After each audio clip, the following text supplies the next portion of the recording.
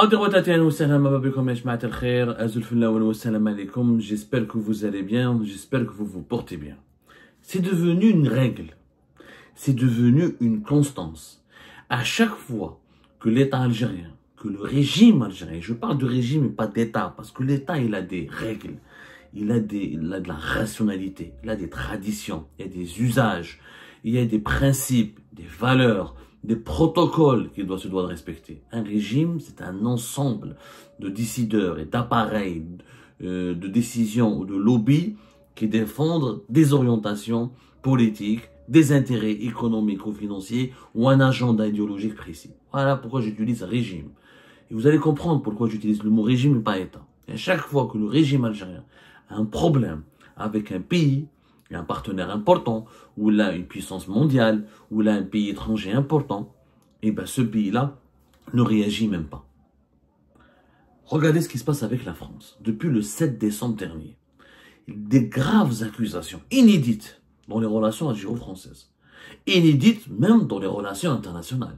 J'ai pratiquement jamais vu, en tout cas rarement vu, si vous avez des exemples à me montrer, je suis preneur, où un État souverain accuse un autre État étranger souverain d'utiliser ses services secrets sur son territoire national pour former des groupes terroristes et des groupes armés, pour toucher et pour torpiller la sécurité nationale de cet État, sans que l'État victime de ces agissements ne décide de rompre les relations diplomatiques, ne décide de dénoncer, de protester officiellement, et se contente uniquement de s'exprimer ou de faire part de ces informations dangereuses uniquement par le canal médiatique.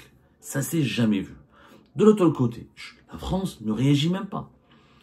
Je n'ai jamais vu un État qui se fait accuser ouvertement par des médias publics d'un autre État étranger avec lequel cet État a quand même des relations importantes entre l'Algérie et la France, entre la France et l'Algérie. Les relations sont importantes sur le plan économique, sur le plan humain, sur le plan culturel, sur le plan historique. Mais cet État qui l'accusé, l'État inculpé ou mis en cause ne réagit même pas. Jusqu'à aujourd'hui, les événements, 7 décembre 2024, reportage de la télévision étatique algérienne qui accuse les services secrets algériens de comploter contre la sécurité nationale. Je dis bien de comploter contre la sécurité nationale, de pratiquer des actes de sabotage et de chantage, ou là d'orchestrer un complot avec les services de renseignement français pour visant à déstabiliser l'Algérie. Au cours de la semaine aujourd'hui, ou là hier, on apprend que l'ambassadeur de France à Alger a été convoqué la semaine dernière pour que l'Algérie a manifesté sa colère, ou elle a dit que l'Algérie, sa patience a ses limites, pour lui faire part d'une sévère mise en garde. Bien avant l'affaire Boualem Sansal, quand, rappelez-vous, quand en novembre, fin novembre 2024, le régime, l'APS, je dis bien l'APS, l'agence de presse étatique gouvernementale algérienne, accuse la France de rouler pour des lobbies sionistes. Et elle parle de la France macronito-sioniste, avec des insultes très graves, des accusations extrêmement graves, où la France a été rabaissée, considérée comme une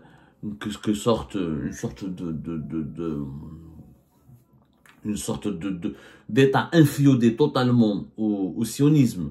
Ça s'est passé en novembre, juste après l'arrestation. C'était 2-3 jours après l'arrestation, le 17-19 novembre 2024. Ça a été une attaque officielle, parce que l'APS, le Moudjahid, la télévision étatique, c'est pas des organes privés. Encore une fois, quand un organe étatique qui est financé par l'argent public, qui relève de l'autorité de l'État, ou là qui est relié au service public, attaque un pays étranger, ça veut dire que c'est le pays elle-même, ça veut dire que c'est les autorités du pays-là qui sont responsables de ces médias publics, qui ont commandité ces attaques et ces accusations graves. C'est comme si demain, France 2, ou France 3, ou France 5, sont des chaînes du groupe public, vont parler de Abdelmajid Tebboune ou des dirigeants algériens, vont les accuser, ou là vont s'en prendre à l'Algérie, ou là vont accuser les services secrets algériens de menacer la France, ou là de préparer des actions terroristes contre la France, etc. Là, c'est l'État français qui serait à l'origine de ces accusations, parce que c'est la France 24, la France 5 ou la France 2, c'est des médias publics. Il y a une différence fondamentale entre un média privé qui obéit aux instructions de ses directeurs, de ses responsables, de ses actionnaires, de ses propriétaires, et un média public qui relève encore une fois, qui est la voix officielle de l'État, qui relève de l'autorité d'un État et qui est quelque part lié à des organismes gouvernementaux officiels d'un État.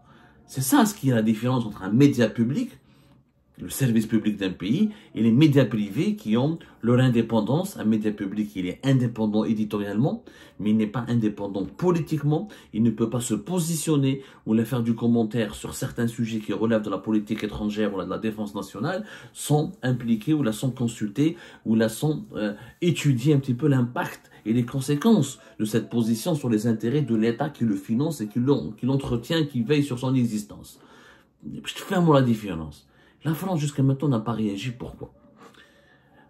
J'ai discuté avec pas mal de sources françaises, dont des sources diplomatiques, dont des anciens ambassadeurs ou des anciens consuls, des responsables diplomatiques français qui ont travaillé directement avec l'Algérie. La réponse, elle est claire. On ne réagit pas à la provocation et à l'enfantillage. On ne considère pas les attaques algériennes comme des attaques crédibles. C'est quand même grave. C'est pour ça que la France a choisi l'indifférence. Elle a choisi l'indifférence. Pas de commentaires du Quai d'Orsay, du ministère des Affaires étrangères français, pas de commentaires de l'Élysée, la présidence française, aucun ministre français, ni même pas un parlementaire, ni même pas un sénateur n'a réagi aux accusations très graves de la part des autorités algériennes. Des autorités qui ne se sont pas exprimées officiellement. Elles ne se sont exprimées que par la voix des médias. D'ailleurs, c'est pour ça que la France, elle est intelligente. Il faut dire la vérité, c'est une stratégie intelligente. La France ne peut pas réagir officiellement parce que c'est pas l'Algérie, l'État qui l'accuse. Ce sont la presse. C'est la presse, c'est les titres de la presse publique algérienne et privée. Mais la France ne réagit pas à la presse.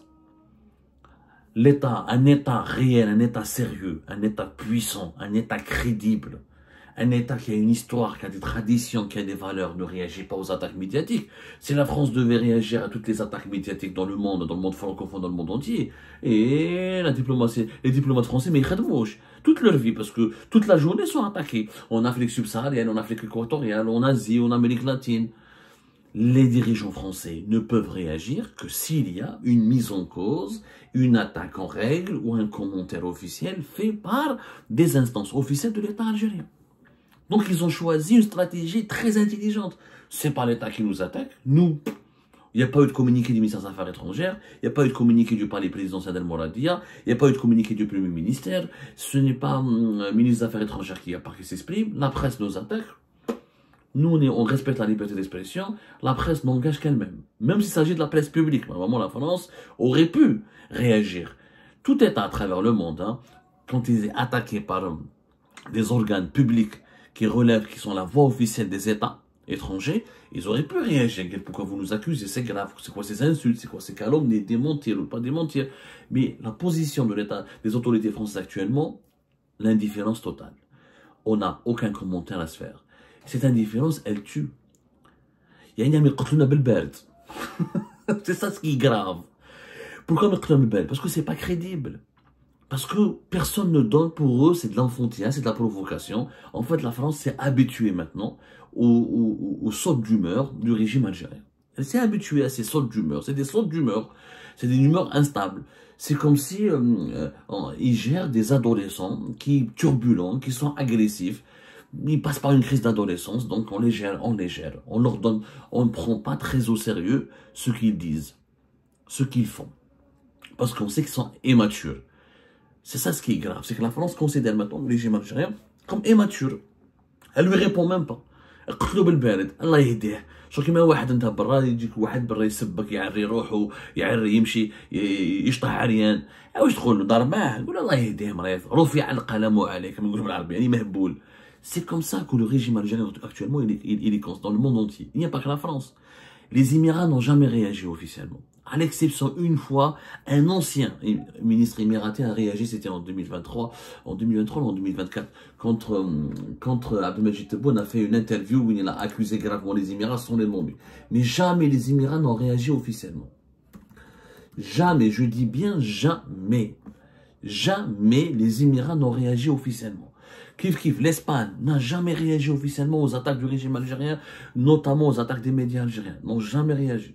Toujours l'Espagne s'est contentée, nous voulons approfondir nos bonnes relations, nous voulons conserver nos bonnes relations. Elle n'a jamais réagi. Le Maroc, il réagit par la voie médiatique. Quelquefois, le Maroc, son ministre des Affaires étrangères réagit. Quelquefois. Mais franchement, au regard des réactions et des attaques régulièrement menées par l'Algérie contre le Maroc réagit très peu de fois. Il y a des médias marocains qui en parlent, mais les officiels marocains, le chef de la diplomatie marocaine, quelquefois, il réagit de façon isolée, de façon épisodique. Mais tous les autres pays avec, il n'y a que le Mali. Il n'y a que le Mali, par contre, qui accuse, le Mali, chef de la dernière assemblée générale en septembre, la dernière session, la session de l'assemblée générale des Nations Unies en septembre 2024, on a vu le Mali accuser gravement l'Algérie. Oui, le Mali dit que l'Algérie n'est pas une wilaya. Voilà, c'était le 28 septembre 2024. Le Mali attaque l'Algérie depuis New York. On n'est pas une wilaya algérienne. L'Algérie veut soutenir les groupes terroristes armés. Elle veut la division du Mali. C'est le seul pays, c'est le seul État qui s'en prend au régime algérien, qui attaque frontalement le régime algérien ou qui a une bagarre avec lui.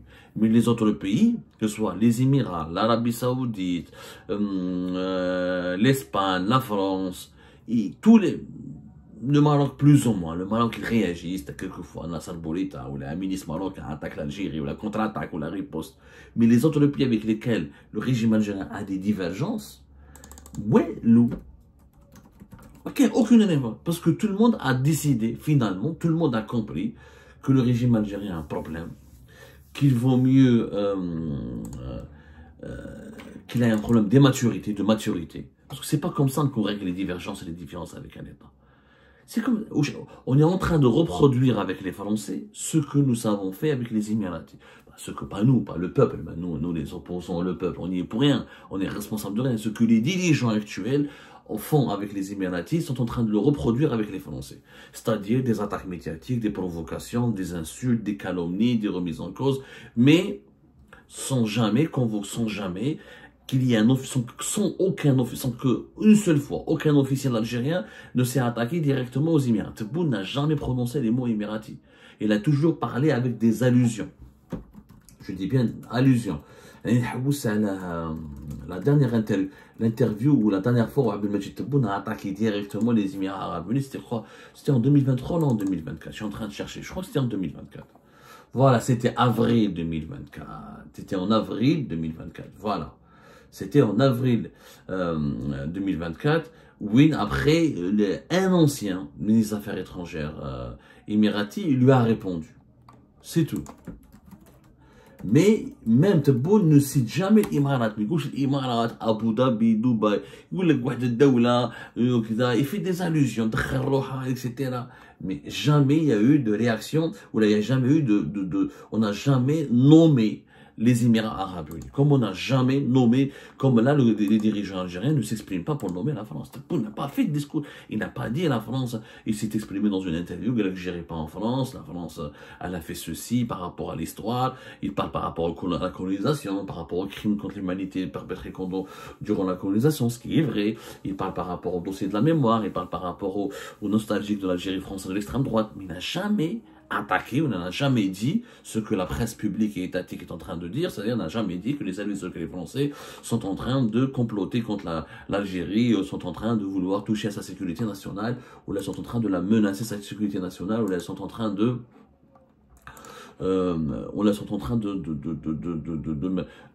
comploter contre notre sécurité nationale. Il ne l'a jamais dit.